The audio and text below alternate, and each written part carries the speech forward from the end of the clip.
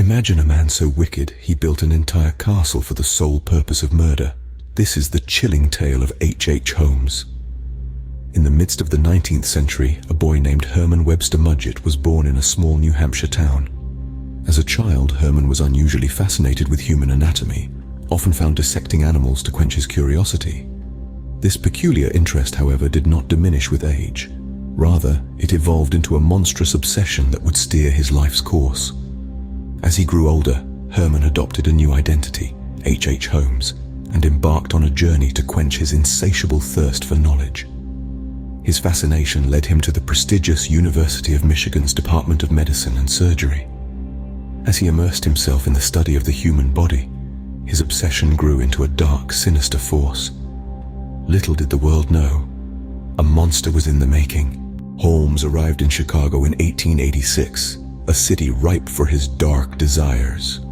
With a mind as intricate as a spider's web and a heart as cold as a winter's night, Holmes set about crafting his masterpiece of horror, the Murder Castle.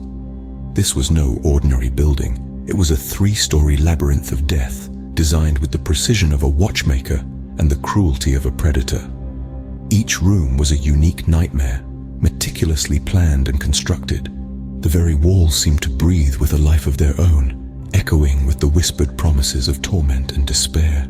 Imagine, if you will, a building that is more beast than structure, a place where the walls shift and change, where doors lead to nothingness and stairways descend into the abyss. The Murder Castle was a monument to human ingenuity, twisted by the darkest corners of the human soul. Holmes's sadistic creativity knew no bounds. He filled his castle with trapdoors, leading the unsuspecting to hidden rooms of terror. There were gas chambers masked as ordinary rooms, where one could be enveloped by deadly vapors at the flick of a switch. Secret passages snaked their way through the building, allowing Holmes to appear and disappear like a phantom. But this was not the work of a madman. Holmes was a twisted genius, his mind a dark mirror reflecting the worst of humanity. His castle was not built in a day, nor was it the product of a deranged whim. It was a carefully calculated project, a testament to the horrifying depths of human depravity when guided by intellect and ambition. This was a place where the line between life and death was as thin as a razor's edge, where the echoes of the departed seemed to linger in the air, trapped within the confines of the castle's stone-cold walls. The castle stood as a testament to Holmes' macabre passion, ready to claim its victims.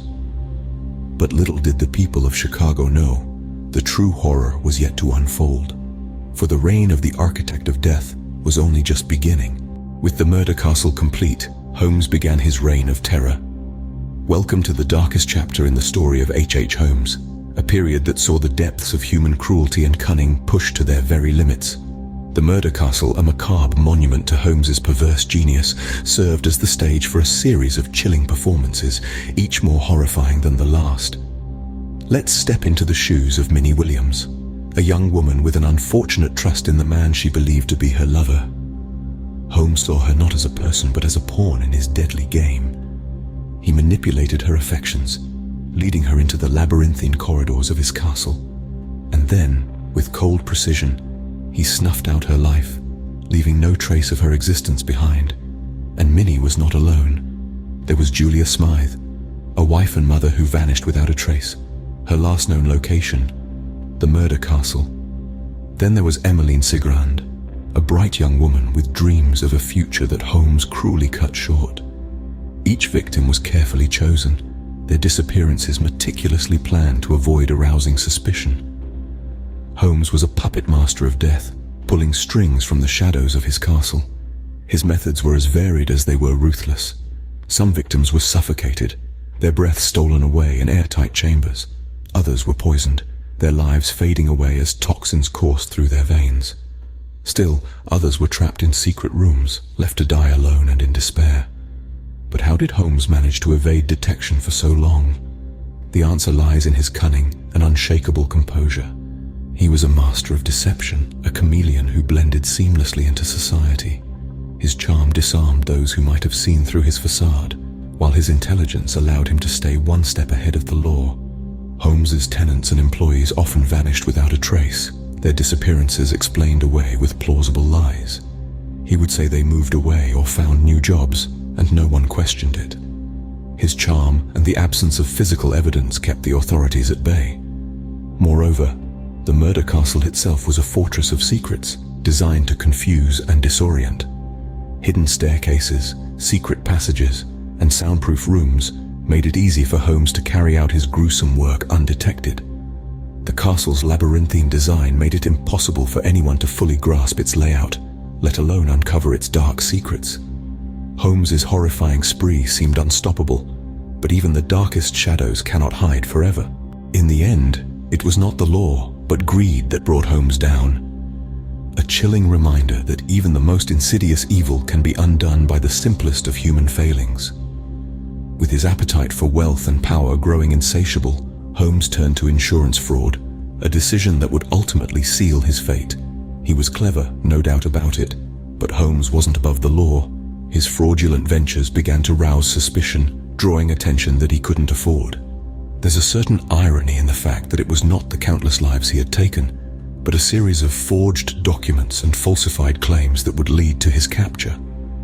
When the law finally caught up with him, Holmes was arrested and charged with insurance fraud. However, as the authorities delved deeper into his affairs, they uncovered a truth far more disturbing than they could have ever imagined. During his trial, the world was introduced to the chilling reality of the murder castle, a building designed not for living, but for death, a place where unsuspecting victims were lured, trapped, and met their end at the hands of a remorseless killer. The castle's true purpose was revealed, sending shockwaves through the nation. The evidence was irrefutable, the testimonies harrowing. As the trial progressed, the extent of Holmes's heinous crimes came to light, each revelation more horrifying than the last. The jury needed little convincing. They found him guilty, sentencing him to death by hanging. And so it was on a cold morning in May that Holmes met his end at the gallows. His reign of terror had finally been silenced. The man once described as charming and charismatic was exposed for what he truly was, a monster in human form. The reign of America's first serial killer had come to an end.